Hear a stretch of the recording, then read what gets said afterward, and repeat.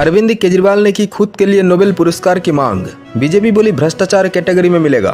चंडीगढ़ में the Kejriwal model नाम की बुक के पंजाबी एडिशन के लॉन्च के मौके पर बोलते हुए आप अरविंद केजरीवाल ने कहा, दिल्ली में मेरी सरकार के काम में बाधा डालने की बार बार की कोशिश के बावजूद मेरे प्रशासन ने प्रभावी ढंग से काम किया है।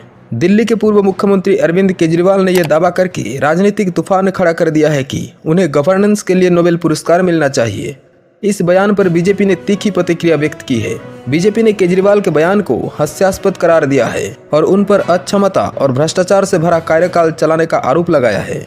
चंडीगढ़ में मंगलवार को द केजरीवाल मॉडल नाम की किताब के पंजाबी एडिशन के लॉन्च के मौके पर बोलते हुए आप संयोजक अरविंद केजरीवाल ने कहा, दिल्ली में मेरी सरकार के काम में बाधा डालने के बार बार प्रयासों के बावजूद हमारे प्रशासन ने प्रभावी ढंग से काम किया है। केजरीवाल ने कहा, काम करने से रोके जाने के बावजूद हमने काम किया। उपराज्यपाल और तमाम मुश्किलों के बावजूद इतना कुछ करने के लिए मुझे गवर्नेंस और एडमिनिस्ट्रेशन का नोबेल पुरस्कार मिलना चाहिए।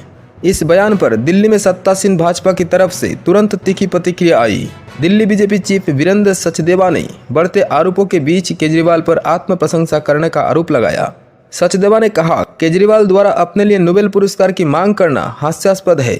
अगर अक्षमता, अराजकता और भ्रष्टाचार की श्रेणियां होती तो उन्हें जरूर नोबेल पुरस्कार मिलता।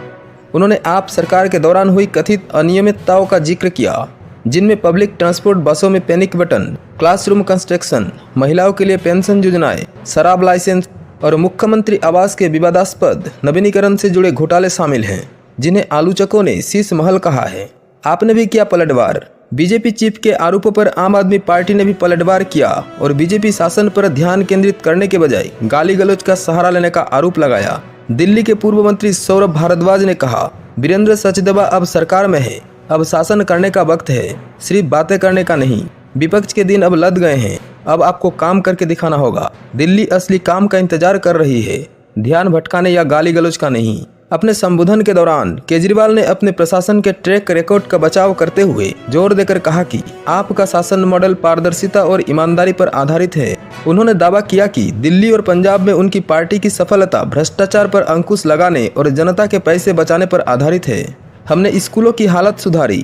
केजरीवाल ने आगे कहा, पिछली सरकारों ने दावा किया था कि खजाना खाली है, लेकिन हमने स्कूलों और अस्पतालों की हालत सुधारी और मुफ्त बिजली दी क्योंकि हमने भ्रष्टाचार पर अंकुश लगाया।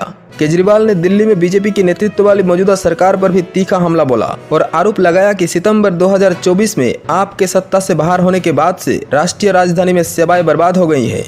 उन्होंने बीजेपी विधायकों और मंत्रियों पर शासन से ज्यादा लूटपाट में रुचि रखने का आरोप लगाया और दावा किया कि लोगों को आपके शासन की याद आने लगी है। हालांकि सचदेवा ने इस दावों को खारिज कर दिया है और कहा कि दिल्ली के लोग अभी भी केजरीवाल के नेतृत्व में हुए घोटालों को याद करते हैं, जिसमें उनके आवास के नवीनीकरण के लिए सरकारी धन का कथित दुरुपयोग और जरूरी सार्वजनिक सेवाओं में खामियां शामिल हैं।